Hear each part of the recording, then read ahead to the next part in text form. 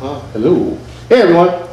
Hey, welcome to Skylight Books. Hey, everyone.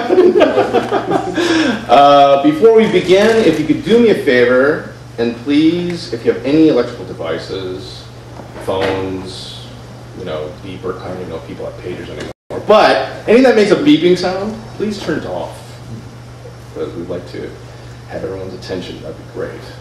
Thank you. Now, before we go on, just wanted to let you know that you might want to check our website, www.skylightbooks.com, for our October events. It looks like this month is going to be Graphic Novelist Month. Not only do we have our wonderful guest tonight, but on the 11th, Sammy Harcum is showing up. And on the 14th, Adrian Tomine is showing up as well. And also later on in the month, Ron Reege. So please come on down for that. And also this particular event will be podcasted. So let your friends know, since they missed it, the fools. To let them know that we have it recorded. So let them know about that. Okay. So without further ado, our guest this evening was born in England and raised in California. In 1998, she began to collect her book of miniseries, which resulted in When I'm Old and Other Stories, published by Alternative Comics. In 2001, she moved to New York and released her autobiographical series Lucky, published by Drawn Quarterly. Her work has been selected for the 2007, 2009, and 2010 Best American Comics in the Yale Anthology of Graphic Fiction, and she's contributed to McSweeney's, Book Forum, The Believer, and Vice magazine. The title story of Belle's book, Cecil and Jordan in New York, has been adapted for the film anthology Tokyo by Michelle Gondry. Her latest book, The Voyeurs, is available from Uncivilized Books and also here. She right now lives in Brooklyn, New York. Please join me in welcoming Gabrielle Belle.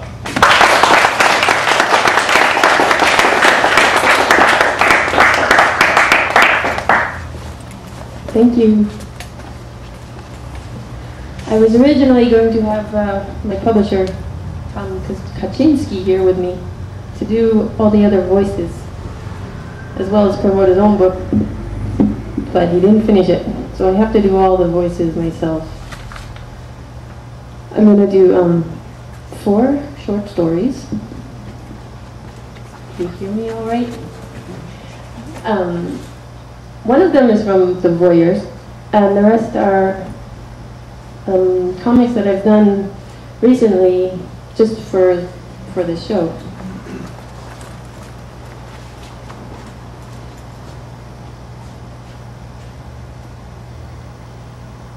And the first story is called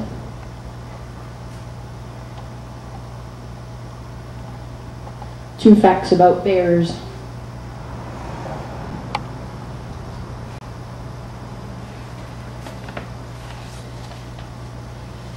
Can we turn off the lights a little?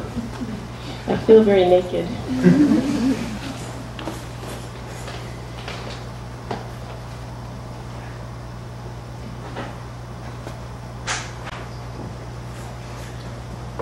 True Facts About Bears.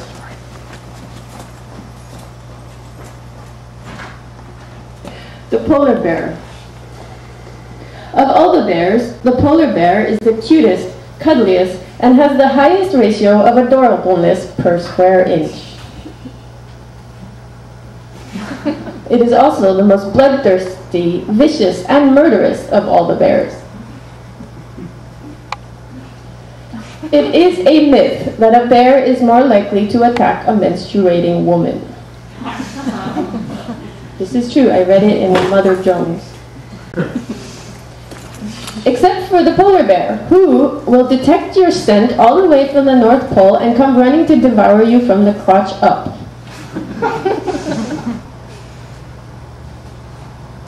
A bear will only attack you if A, it is startled, B, to protect its cubs, or C, it is starving. The polar bear, however, is a loose cannon. Maybe he'll eat you, or maybe he'll snuggle with you, or maybe both. Most bears eat leaves, grass, flowers, berries, fruit, mushrooms, Acorns, nuts, small mammals, honey, and the occasional picnic basket. The polar bear eats seals, dolphins, walruses. Every year, the Arctic sea ice melts some more, making it harder for the polar bear to get at her seals and walruses and dolphins, and she is getting very hungry. My next story is called My Prince.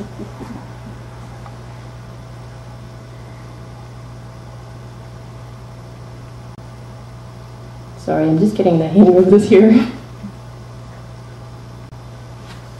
My Prince. Sometimes I wonder if Kate Middleton ever draws comics. Madonna is here to see you, Your Royal Highness. Oh, blimey.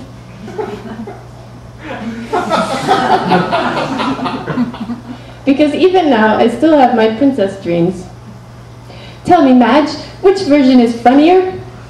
Does it even work? You can tell me, I can take it. Oh, it doesn't work, does it? I can tell by the look on your face. Of course, my prince would have to be a total black sheep. Maybe there would have been a third son born to the House of Windsor. But he was so weird, they thought he was maybe mentally impaired or crazy. So they sent him away and hid him from the media at an early age. I say, old chap, coming along on the chase? George says animals should have the same rights as people because they feel just as much. Ha ha ha! In fact, he'd be neither of these. Just highly insensitive, and he grew up to study philosophy, history, women's studies, sociology, and religion. Society is just a hierarchical construct based on a system of domination, violence, and control, and I myself am the privileged, complicit oppressor?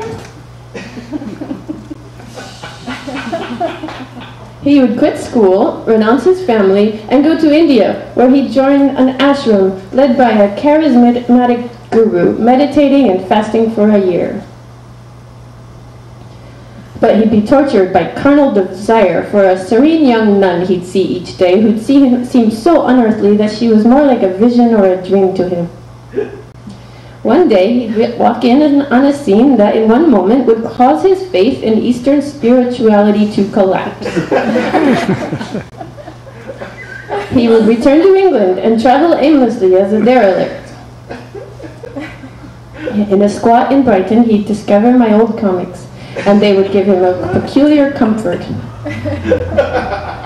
He'd wander through Europe and then to the Middle East, where he'd get caught up in violent protests. He'd get thrown in jail where he'd remember how to meditate. He'd join a group of refugees and receive asylum in the USA, where he'd get a job driving a cab in New York City. Where are you from, man?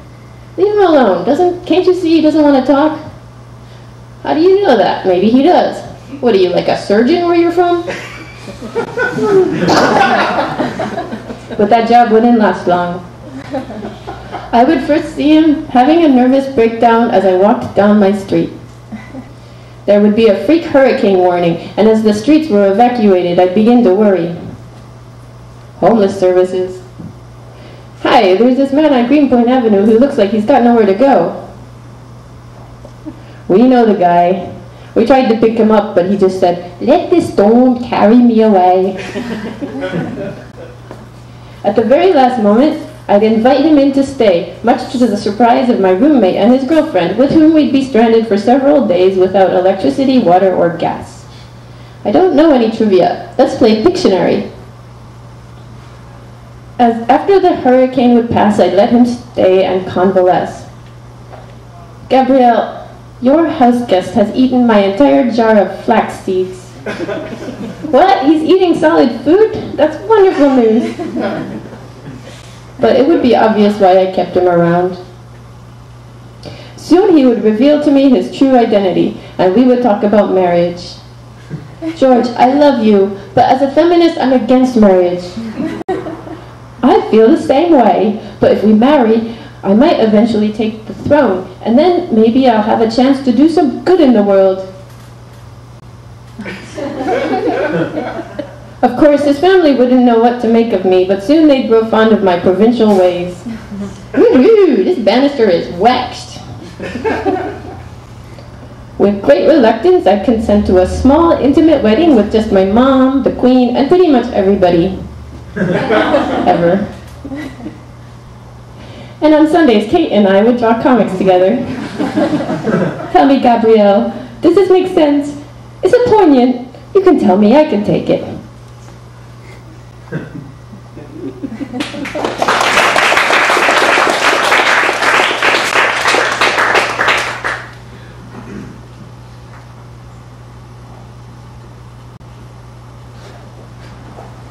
Zombie, bear, apocalypse.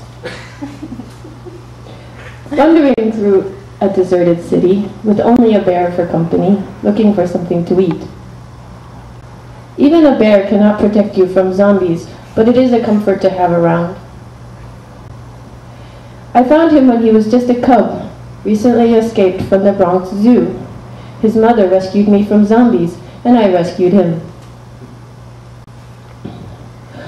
A bear makes an excellent companion, but as food grew scarce, I knew it would only be a matter of time before he would have to resort to making a meal out of me. So one night, I snuck away. But as soon as I left, I regretted it. I wasn't sure what I felt more sharply, my hunger, my fear, or my loneliness. And so I concluded I had nothing left to live for. I determined the best thing to do was to find some zombies and just let them have at me. And then one day I ran into my friend Sadie. Sadie? She didn't seem to recognize me. Was she a zombie? If so, why wouldn't she eat me? Was it some deeply buried loyalty, unmarred even by undeath? I don't care, come back and eat me. I don't want to live anyway. I followed her. She was inhumanly strong and fast. She scaled a building like it was no big deal and slipped through a little window. I searched the building up and down, but it was totally abandoned.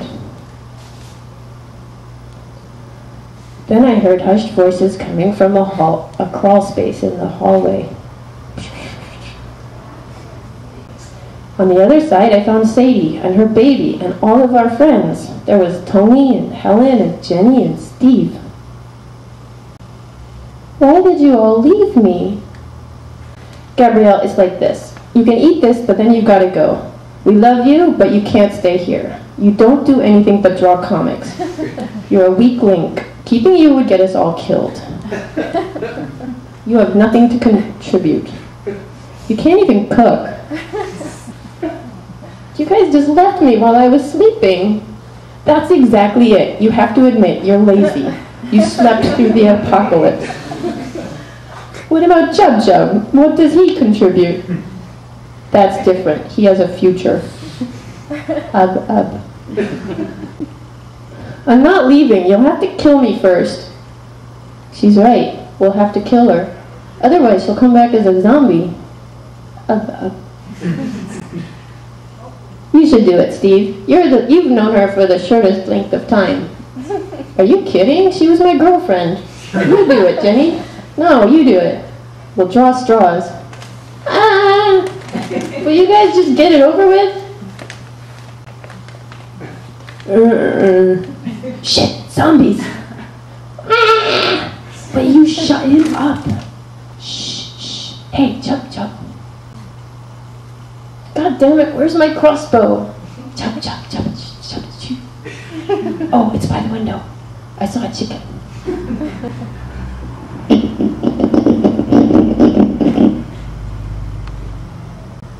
That's no zombie. That's my friend. Since then, the apocalypse has been a lot of fun. Bear, bear, bear. Ba, ba, ba.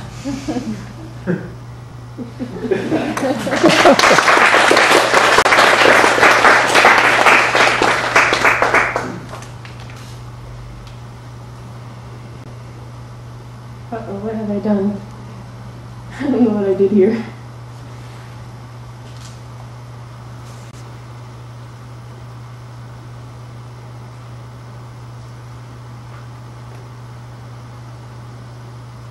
How's everyone doing?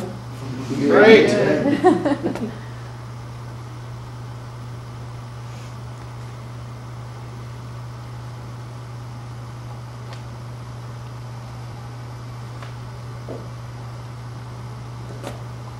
This story is called Manifestation, and it is the one story that's in the Voyeurs.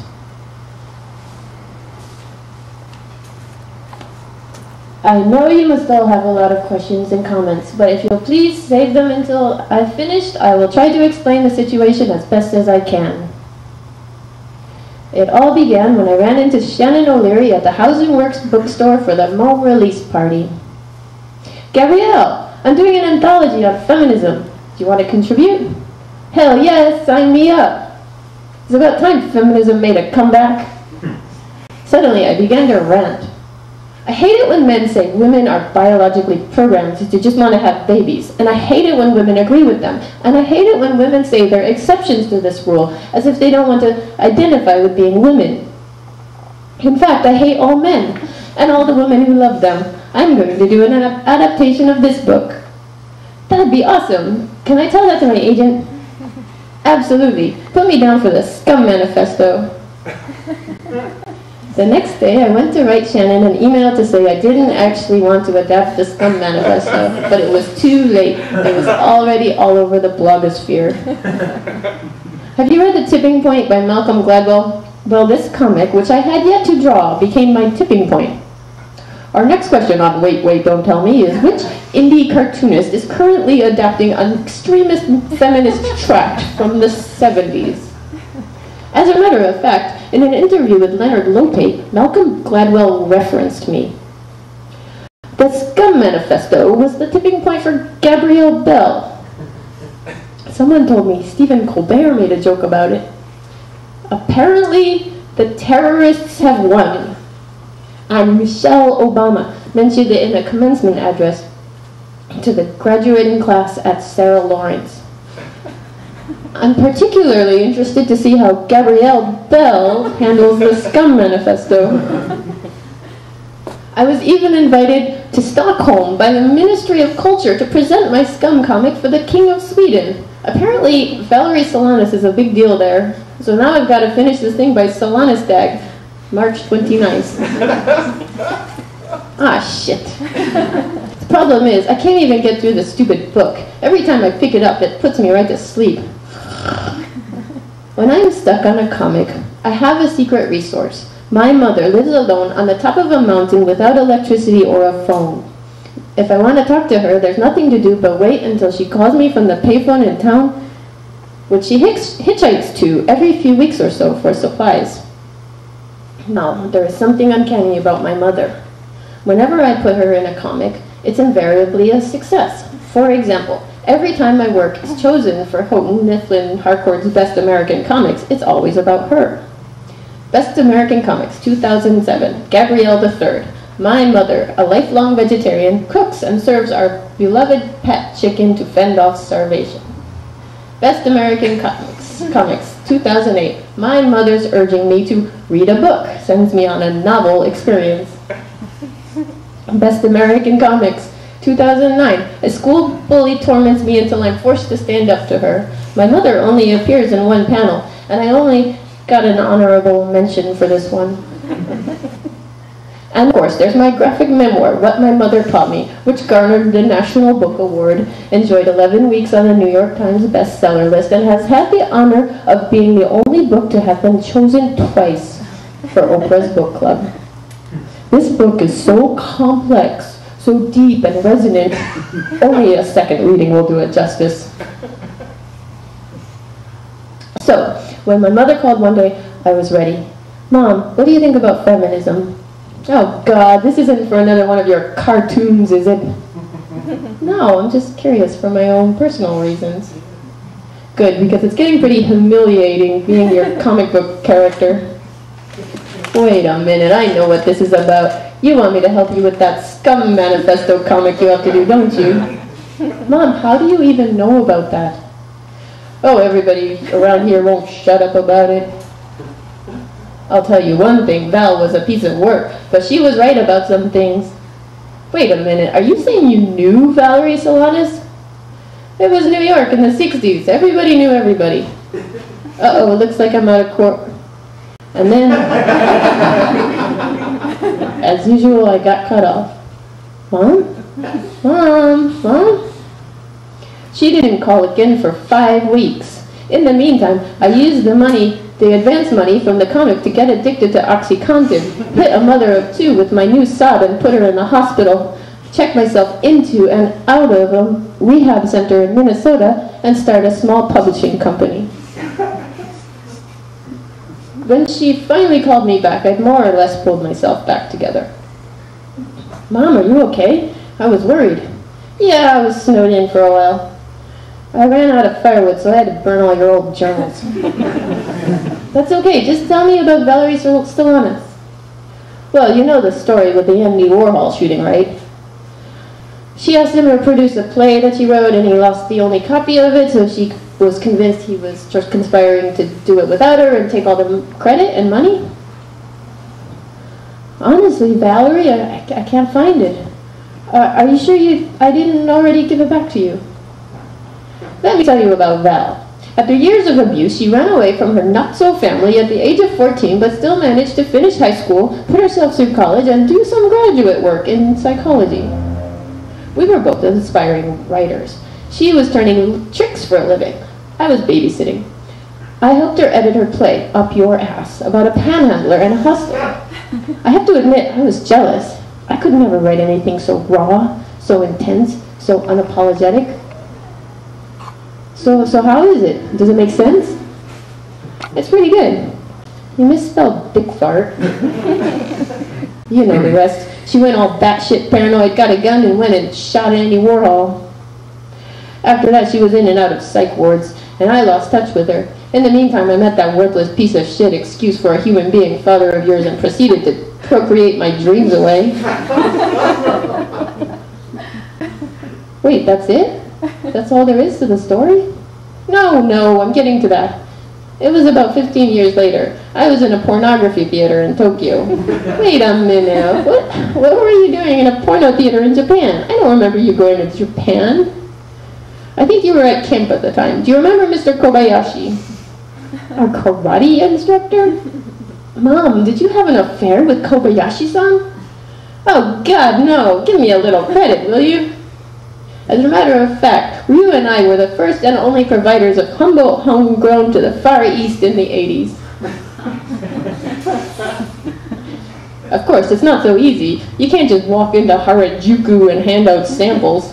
There's the police, and then there's the Yakuza. Luckily, Ryu knew what he was doing. While he held them off, I escaped into the theater. I was in there for 8 hours, terrified. That's when I saw this movie, roughly translated as Inside Your Rectal Cavity, about a panhandler and a hustler. The production and writing was credited to an American named Anton Warwick. Mom, why didn't you tell someone? Wasn't Valerie still alive in the 80s? Oh, the damage was already done. Anyway, how was I going to explain what I was doing in a porno theater with a briefcase full of money? Besides, maybe I was mistaken. After my conversation with my mother, I read the Scum manifesto all the time. The male is a biological accident. The Y male gene is an incomplete X female gene. That is, has an incomplete set of chromosomes. The male is an incomplete female, a walking abortion. Maleness is a disease, and males are emotional cripples. I read it all over the place, on street corners and restaurants, grocery stores, libraries. The male claim that females find fulfillment through motherhood and sexuality reflects what males think they'd find fulfilling if they were female. In other words, women don't have penis envy, men have pussy envy. The male, because of his obsession to compensate for not being female, combined with his inability to relate and feel compassion, has made of this world a shit pile. What will liberate women, therefore, is the total elimination of the money work system, not the attainment of economic equality within it. For the revolution, Valerie proposes leaving. If all women simply refuse to have anything to do with men, ever, all men, the government, and the national economy would collapse completely. Where are you going? Unwork. Scum members will get jobs and unwork until fired.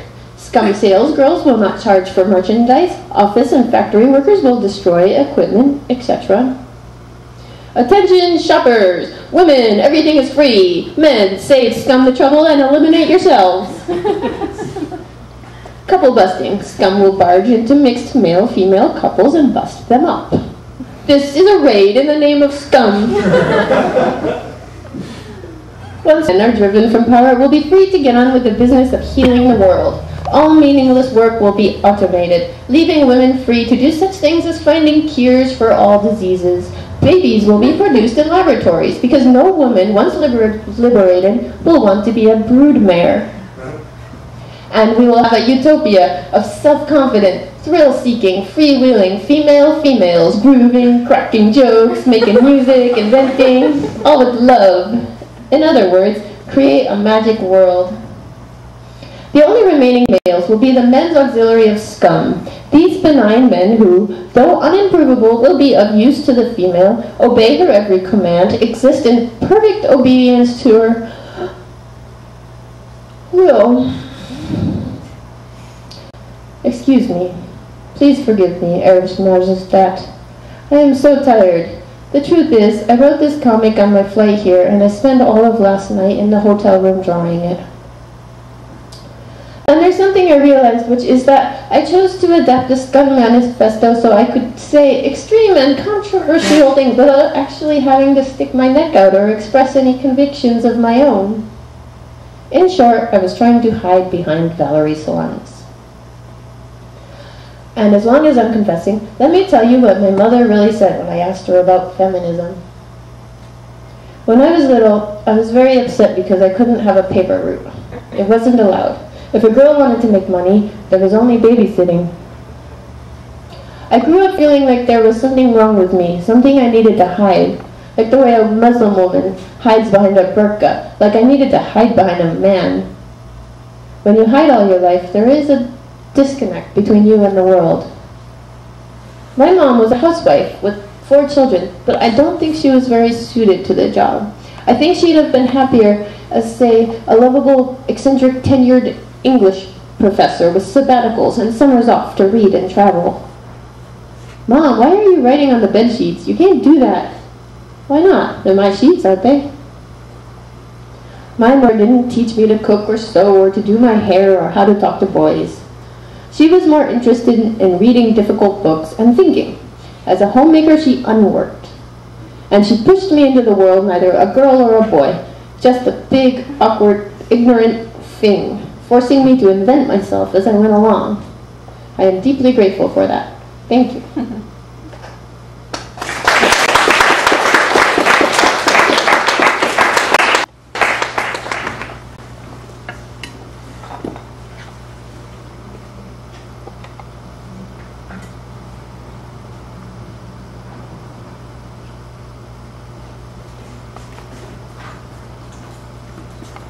Any questions for Gabrielle?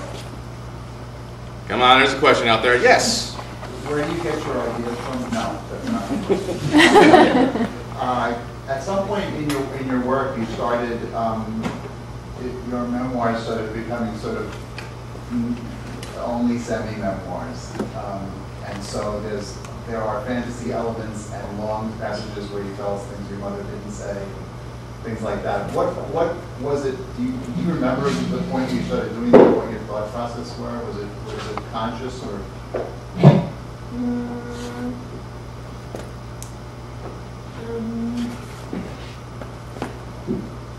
I think I got kind of bored with myself.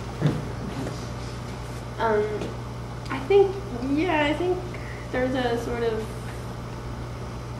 at some point there was some kind of mental split in what I was doing.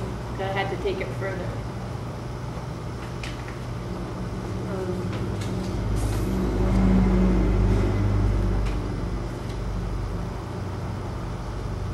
I just kind of had to force myself. But it comes from boredom too. After you live for a certain amount of time, everything starts to be the same. And you have to work on variations of the themes. I think the cartoonists who were sort of like 10 years older than you had the same thing where a lot of them started out with autobiography and then sort of got into other things and actually they have also styles just bored. Well, I think also it's very, I've always been trying to write fiction, and then I always fall back on autobiography. It's like some sort of safe place. And so I think that's my way of doing fiction, but still doing autobiography, which comes more naturally for me. Because I think fiction, you have to access something.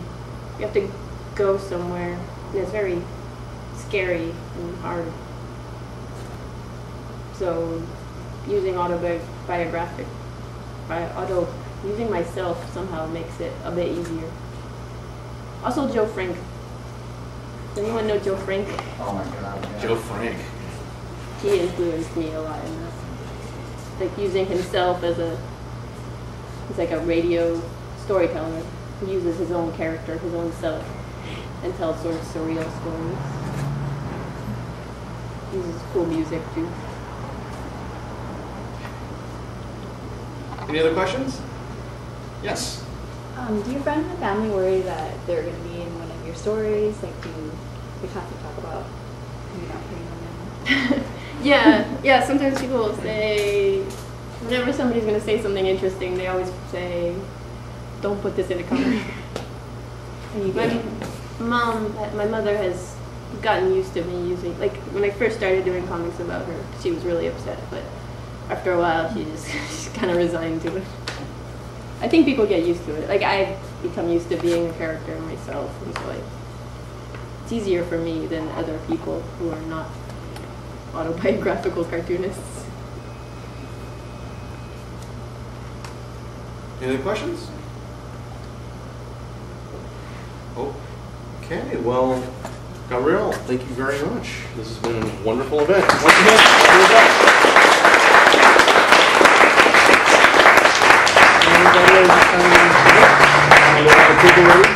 folks, her books are available at the register. She'll be signing at that table right over there. Once again, thank you very much.